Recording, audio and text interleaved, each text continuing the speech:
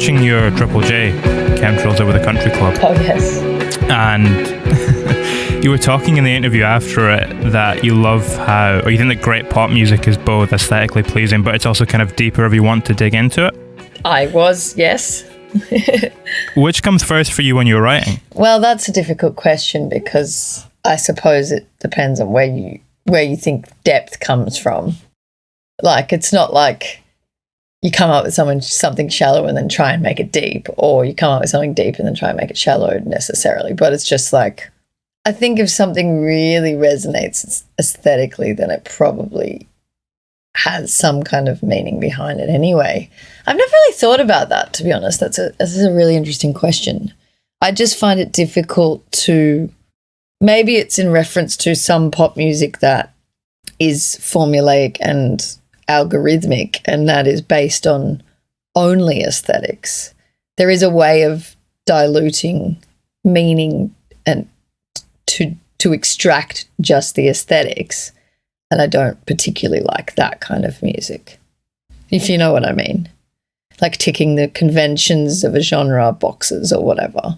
Yeah, the kind of pop music that tends to be very producer driven. You know, someone has a style and an artist goes in and works with them and you kind of know what you're going to get. Yeah, and it's not to say that that isn't an art form in itself, but I suppose when you it's like the difference between art and craft or something. Like, it's good to practice the craft and the painting technique and all that stuff, but it's not quite enough to create a meaningful piece of art. There's something more to a meaningful painting or whatever, whether it be the subject or the intention or what people get from it, or the layers, or, I mean, metaphorical layers. But yeah, I've never really thought about which comes first. Sometimes probably one, sometimes the other. It's interesting what you were saying there as well about the difference between art and craft. Would you ever write songs that are just kind of honing your craft, but then you wouldn't release them? Songs that are just kind of exercises that you learn from? Yeah, all the time. I think lots of people who are, you know, I guess serious songwriters that I know, I kind of have learned that from, that you don't just, there's this like myth of this magical song that's like, I guess, a gift from the muses, and they do exist. Like, you know, they just appear and in 5 minutes they're written, and they're often like some of the best songs that the artist has, but you don't get like 50 of them just thrown at you if you're kind of not sitting there getting ready and kind of showing your readiness for it. So I think you're more likely to catch, like, you know, when you're 17 and you catch a tune floating along the air, and there's this magic to that and a naivety, and it feels like you didn't write it. And you might not want to try too hard because you didn't try then, so you don't want to ruin it or crush the spirit of the magical song gift. But I think that all the good songwriters I know have realized that, like, you're going to be able to catch it better if you hone your writing skills, and there'll be more, and you'll find more. So yeah, 100% you write a lot of crap songs, and sometimes they're only crap because you don't have the other right bits to go with them, or the right aesthetic, or the right lyric, or just one little thing tweaked can make it not crap. So it's really fun. Going back to your first question, it's really funny because it's like something can be quite shallow and meaningless to me at like some bit that I've written that I would say honing craft. And then years later, I'll put it with something else and change one word and sing it in a certain style, and it'll be given the satisfying depth that I think that I find convincing enough. So yeah, it's just degrees really that differ between something good and something shit sometimes in context. Were there any moments like that on this EP for you where your perception of something suddenly changed when you framed it in the context of something else? Yeah, well, the Would You Throw a Diamond was a perfect example of that. Like, that was an old idea of my boyfriend's, Johnny's, who was in like a bluegrass band when he was younger. And it was kind of like a country. He was really into country and like particularly female country artists when he was a kid. So he was very influenced by that traditional sort of tragic, romantic country songwriting that idea was like that, and he'd like just forgotten about it almost. It was like never going to see the light of day kind of thing. And then he kind of just had this moment where he was like, I wonder what it'd sound like if you sang this idea that I've had like a long time ago. And I was like, yeah, that's really great. I really like it. But it was a bit slow and like not really the style that I thought suited me. And I thought it would sound good if we obviously had to change the key, and I wanted to add we sped it up and made it more punky, and I wanted to add some parts because it was a bit too short, and it felt like it needed the final kind of piece to make it about what it was about for me to feel convinced to sing it. And so that was definitely about something that would have been thrown away if it wasn't rejigged and reclaimed later. Like a diamond in the dirt, that's what the line is. So yeah, that one definitely has completely transformed since its original inception. All of them no, not all of them. Not all of them. Some of them were newer and they were written quite quickly. And then the Drip, the title track, was like a collection of lines that I'd just been writing down on napkins while I was working in a cafe or CAF as you call them, in Edinburgh. And so none of those were all just like almost thrown away ideas, and I kind of did the Bowie thing and like put them together and kind of rearranged them and filled in the gaps, and that made a song. So they could have all been discarded lines. Was any of that written in Australia as well? Because it feels like you have references to both Scotland and the other side of the world. Yeah, it's really funny because like people always think that you have to be somewhere to be writing about it. It's like, it's not really like that. Like I'm often writing about somewhere that I'm not, like in a longing sort of way or a reflective way. But are you talking about the EP or that song? I guess both. That song in particular as well, though, you've got like Drizzle on the Window and Lucasade, and then you're talking about shantytowns like a few lines down from that. Yeah, the shantytown was more of a metaphor. It wasn't like I was actually visiting a shantytown. But it kind of feels like an Aussie expression, though, if you know what I mean. When I say shantytown, I think like the slums, but I don't really know where. You know what? It might be an Aussie expression. Obviously it was influenced by me being Australian, but like I wasn't envisioning anywhere in particular with that line.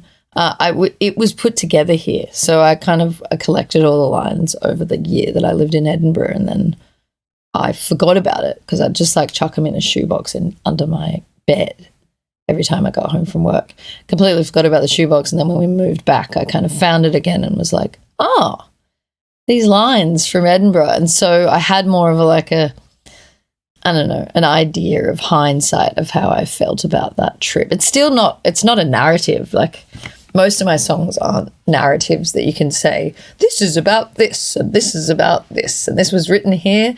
But there's like little moments that are like that. So I tend to have to tell people that it's about that because they need some kind of clear story to to put in a blurb. So, you'll read somewhere, like I'll say the exact opposite to what I'm saying. Like this Unholy Winter was definitely inspired by my first day in Scotland. But I talk about Australian winter in it, which is funny because it was definitely inspired by the Scottish winter. Is that because you were longing for it slightly now that you're on the other side of the world? No, I was kind of like leaving it behind in a bit of it's weird. That song to me feels like a little bit of a breakup song, but not with anyone in particular. Not really with like a partner or anything, but with like a scene or maybe my band. I can't work it out. Not that I ever broke up with my band, but it was a little bit of a goodbye of, like maybe a little bit of a incestuous existence that we were getting into, that we were kind of like, let's get out of here and in Sydney and just try something new. So it was a bit of a new chapter kind of song and just sort of wanting to be left alone. Which I was a lot in Edinburgh, and I really found I was going to say that's satisfying. An extreme way of doing it, traveling halfway across the world just to get a little bit of peace and quiet. It wasn't, I didn't realize it was that, but it kind of was that. It is an extreme way of doing it, but sometimes you just can't say no to people, especially in your hometown where you know everyone. And we were living above a pub where all our friends drank and used to come back and jam and have, benders and stuff, like in our bedroom. And it was too hard to get out of there because it was free rent. So we kind of I think I had to sell it to my boyfriend with like let's move to Edinburgh, like look at these beautiful pictures. Sort of like romanticize the overseas element of it, I think. Your dad's Scottish as well, right? Yeah, that was why I was always drawn to it. I think I'd probably live in Glasgow if I come back. We just loved it. We love Edinburgh's so fucking pretty that it's like, for an Australian, it's the opposite kind of pretty to what we get. So we had to do it like in a touristy way. How UK people will probably move to Sydney over Melbourne because Melbourne's a bit more similar. But if I go back, I think I'd do Glasgow because it's a bit more of a people city, I think. I actually did the same though. I'm kind of from up in the north and I moved to Edinburgh before I moved to Glasgow. And I feel like it's a good stepping stone if you're kind of moving down into the main part of Scotland for the first time. Right. Yeah. What do you mean by stepping stone? Just like it's a little bit less of a culture shock? I think it's yeah, probably. It's a little bit quieter and more polite than Glasgow, which if you're moving into the heart of it for the first time can be a nice thing before you kind of... Yeah, see, I feel like moving to Glasgow would be throwing yourself in the deep end a little bit. Maybe, but I think that's what I actually needed and was sort of expecting because, like, that's what I like about the Scottish people, whereas I found Edinburgh a little bit uppity and a little bit posh, a little bit, I don't know. It's a city with too much money. Not like my dad. Yeah. So my family are very Glaswegian and I was sort of expecting that. And everywhere we went in Glasgow, we made more friends in Glasgow than we did in Edinburgh. It was a lot of people I like to call it a chocolate box city a little bit. It's like a lot of people with a lot of money and most of them are quite old.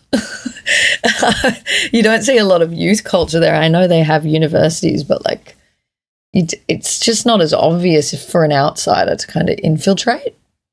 Whereas in Glasgow, they were just particularly friendly and maybe it was a music connection as well. We just knew more people there more quickly. It just made sense to us. Glasgow's more of a city as well. Yeah. Like because it's so much bigger, it's easier to kind of, for a sense of community to exist there and the little kind of pockets of different people. Totally. How long did you work in the cafe for? Probably about 6 months or something. We lived there for 10 months, but I got trapped over here for a short time on a holiday that lasted for a really long time. So yeah, I think 6 to 8 months probably. What did you kind of gain from that, going back into that working environment for a short period outside of music? I suck at hospitality. Which I already knew, but I just needed to be reminded.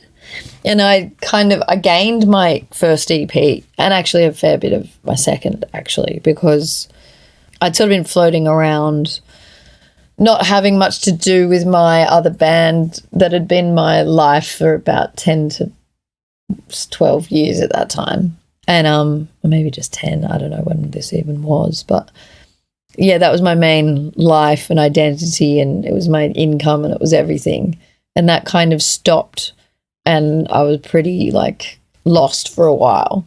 And so going back into a real job, it was kind of like, fuck, I've got to get back into music. This isn't for me. And I'd been kind of, sound searching and trying to find my solo sound for a while and like sort of soul searching as well for quite a few years. And then within a month of working in a cafe, I was like, here's an EP worth, and my boyfriend sent it to his label and they were like, here's a record deal. And I was like, great, get me out.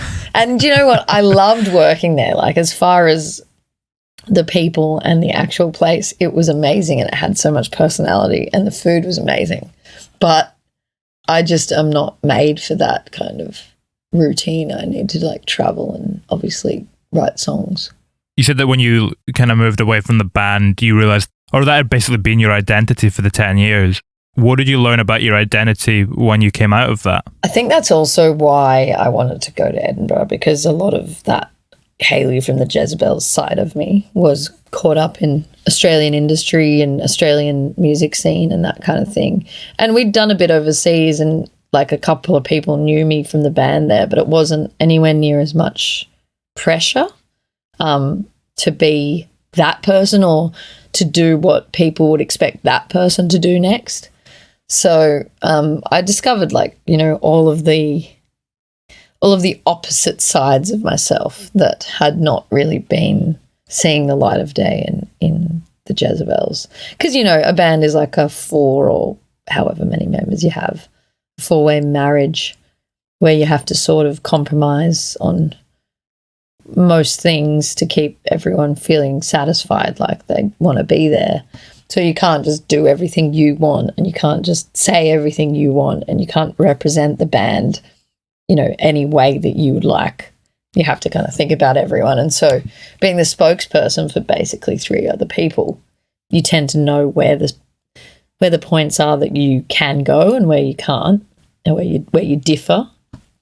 And yeah, I guess I just rediscovered the parts of myself that hadn't really flourished over the last 10 years. Is there a little bit less pressure in being a solo artist than what you were saying there about having to speak for 3 other people, and does it kind of allow those other sides to come out as a result of that? There's less pressure in that way, but there's more pressure in the fact that there's more responsibility, because there's less brains going into the artistic side and the direction, and you know, I have to be across every single bit of instrumentation and every bit of production and every beat and every chord and every melody, and you know, because you're not working with people who are all equal collaborators. You're working with session players who you have to tell what to do, and there are some collaborations, but it's my name on it, so I can't just kind of turn a blind eye and let the drummer do his thing, or have a break or anything. It's not just me and my lyrics and my melodies, and the band does everything else. But yeah, there's less pressure in how I present myself, for sure, and what kind of songs I do. You know, I always say this. I feel like I'm a bit of a broken record on this, but like, a band is, well, what art. I hate that word. It's such a wanky word. But anyway, for want of a better word, your art is kind of defined by your limitations as much as your abilities. And with a band, like, they provide the abilities and they provide the limitations, and you need the limitations as much as you need the abilities. So you got someone's style and the way they play, and then you got the things that they don't like. And with 4 people, you've got 4 sets of abilities and 4 limitations. With one person, you've got 1 set of abilities, which is a lot less, and 1 set of limitations, which for me is also a lot less. So it's like, where do I go? I could go anywhere, but I don't have the ability to go anywhere. So it's sort of about collaborating and finding what your rules are, and you realize having rules is actually quite a gift. And the fact that the band stopped me from going any which way was a gift, and I need to kind of create my own infrastructure or scaffolding to kind of draw the lines of what I don't do, and that's harder than acquiring new abilities, I think. It's a double-edged sword. I'm trying to learn more instrumentation and more songwriting techniques and all that stuff, but then it's like, which ones do I learn? What genres can I do? You know, so I'm free falling like Tom Petty. But I think it's good. I think there's a sweet spot for free falling in life. Were there any different rules that you set down for this new EP compared to the first one? I didn't really have any intentions on either of them that I can remember. It's just working. It's still the same thing for me. It's working with what's in proximity, and then, you know, following my gut on what I like. So working with musicians that are my friends and I know, so that narrows it down a fair bit, and then kind of guiding them to do what I like. But there's no particular plan. I don't have like a very narrow set of references, but I do have a rough one that's like, I like certain genres. Like I decided to stick to rock, but that was the same in the first one. So no, and I think that's what I like at the moment, is like, I don't have these big concepts or aims that I'm trying to achieve. I'm just trying to develop a sound by kind of subconsciously walking forward and hoping that it works out. I'm still quite naive in this whole thing and what works and what doesn't. So it's kind of just what I like and can the people around me play it. Can you find a different kind of creative energy in that naivety though? Can it bring something to the process? 100%. Well, I picked up guitar not long ago, only a few years ago. I used to play when I was a kid, way before the Jezebels, but I ditched it because I wasn't a great guitarist and we had a great guitarist. So I never really got much better. And then picking up the guitar must have been 4 years ago now, but I'm not some guitarist. I just use it to write. And I found that really inspiring because it was creating my own grooves and chord progressions. And it was sort of the zeal of a convert. So yeah, there's definitely inspiration in the fact that I don't really know. I'm quite new to this whole thing, even though I've been doing music for years. I kind of feel pretty naive and young in the head about it, which I think is good because I'm not exactly reinventing the wheel. So if with rock music, so if I had any concern about the newness of it, I might be able to very much psych myself out, but I don't because it's new to me and I've just sort of discovered this way of doing things. When you're in that space of learning a new instrument though, I know that the melody guides you when you're writing. Does that make it a little bit easier to write on a new instrument? Yeah. I'm a pretty classic style songwriter in that I like things that feel a bit familiar, that make you feel good. I very rarely try and be original.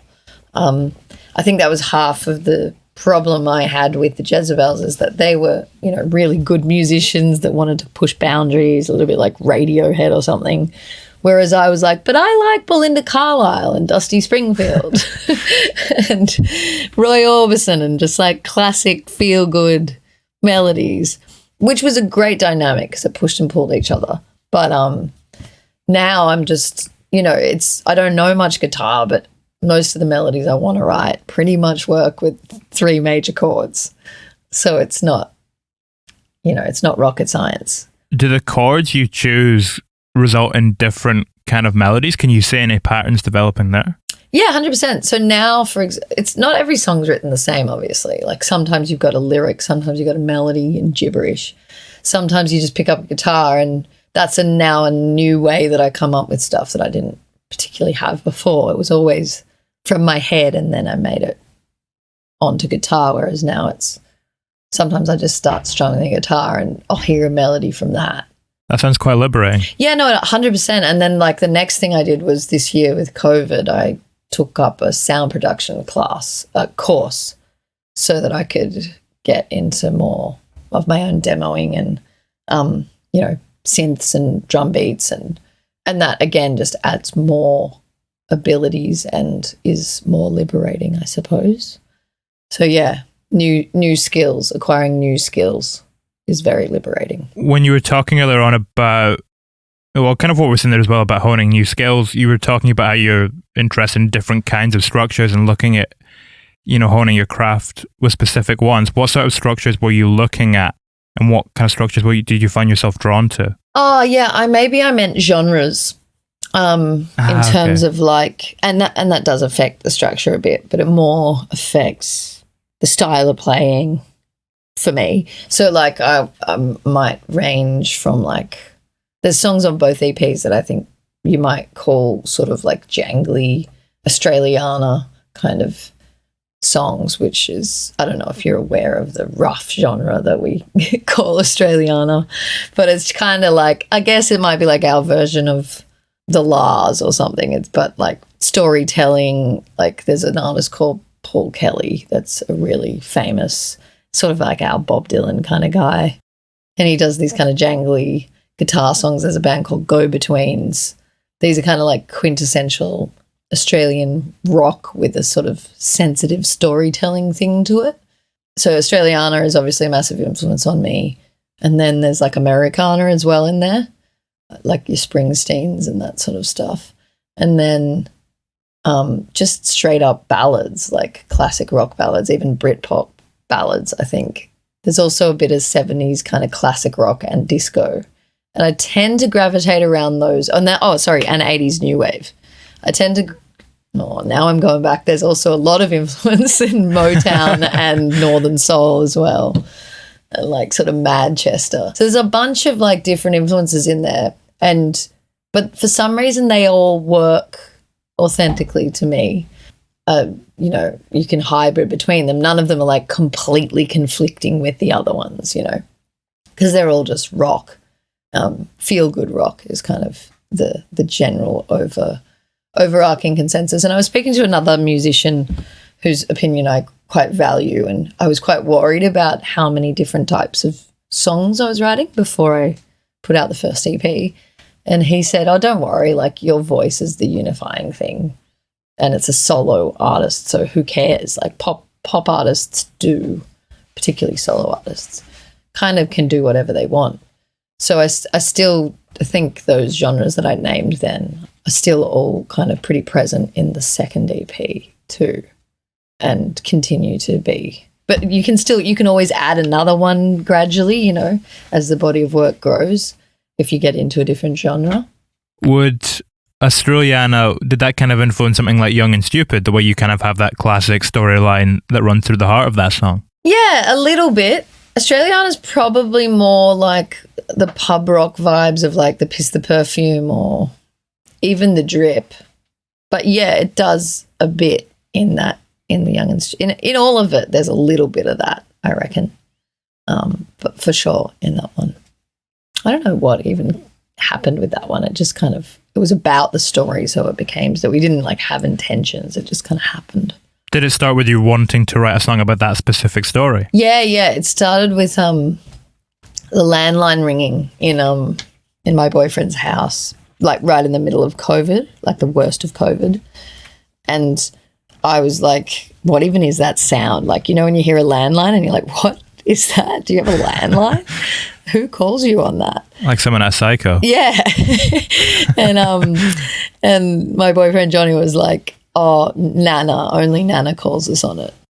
And we sort of had this like realization between ourselves that like how sad it would be when that landline stopped ringing because of what that would mean, in that, she hasn't picked it up again kind of thing. But also just like a whole generation, like when the last landline rings, it'll be probably because a certain generation is gone.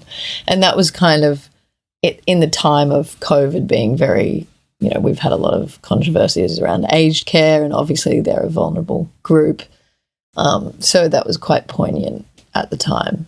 It would always be poignant, but it was particularly poignant then. So, and there was a piano there, so we kind of just decided to write a song about it pretty immediately. So nothing else to do. Does coming to that realization and thinking about that event in that way make you reflect differently upon your own existence and where you're at in life at the moment? Yeah, well, you saw how much of a Luddite I was, definitely, in the terms of, dying with your generation's technology.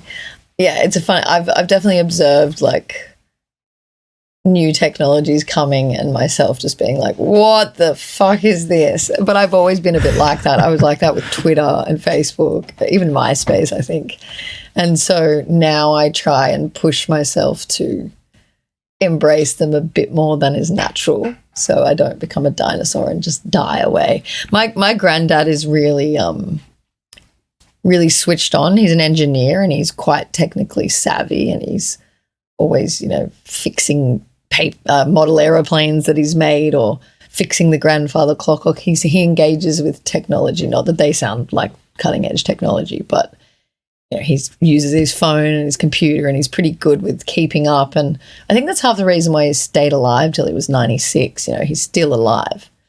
And maybe there's something to do. There's something in not just sticking your heels in with your generation's technology. Yeah, it's the same thing when you see, older people who keep working. As long as you have that purpose and you feel like you have something to get you out of bed in the morning and you feel relevant, 100%. You just keep going. And that's why, there was a while there where I kind of stopped writing music, and I was in a rock band, and I wanted to write rock music, but then I kind of re-entered a world where rock music was basically, I was told, dead. And I had no technological abilities to, you know, keep up with the industry. And I've just spent the last kind of year teaching myself social media and teaching myself how to record songs on a laptop, and even guitar's a technology. Teaching yourself new technologies helps you, I don't know, it helps you feel part of the world, I guess. Comes back to honing your craft as well too. It does. New skills. Yeah, exactly. Upskilling. We haven't spoken about The Chain yet, which is the last song on the new EP. Yeah. Which is quite a dark climax. Yeah, I guess so. It's I wanted to make it feel good and like kind of melodically.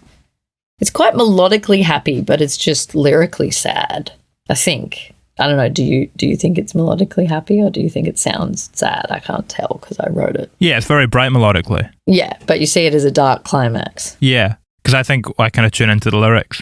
Right. So when you tune into them, you kind of, I mean, what kind of headspace were you in when you were writing it? Because it feels very kind of down. It's pretty depressing. Isn't it? I think that comes back to what I was saying before when in your sort of first question about like, you know, sometimes I want there to be more than one angle, or like what we often talk about is like happy, sad.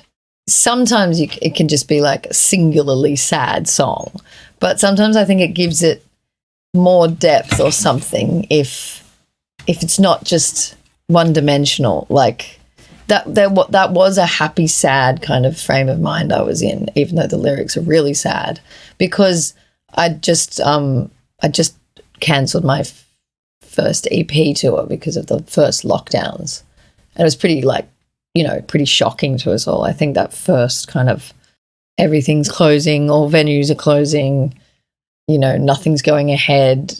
My partner came in from the UK and he was the first plane to be locked down in quarantine. It was like, what the hell is going on? Like nothing kind of like that since maybe World War II.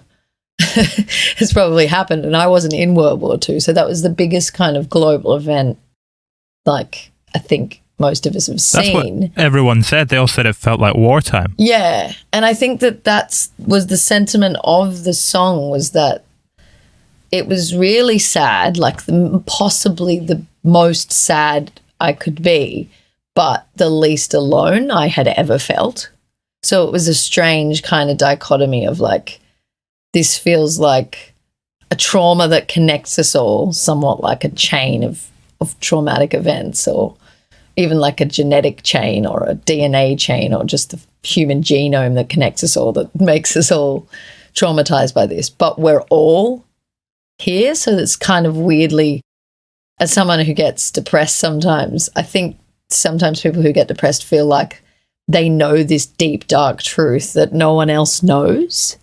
And for a moment there, everyone else knew it. And it was like, I was right. The world is fucked. but at least I'm not alone in knowing it for once. So it was this really weird positive, negative, positive. And, you know, you saw it. Like everyone started making all these kind of weird positive changes and getting things done that they hadn't gotten done, and they were sort of weirdly enjoying lockdown, but at the same time, and not taking things for granted. And there was all these sort of strange silver linings about the worst thing that has ever happened.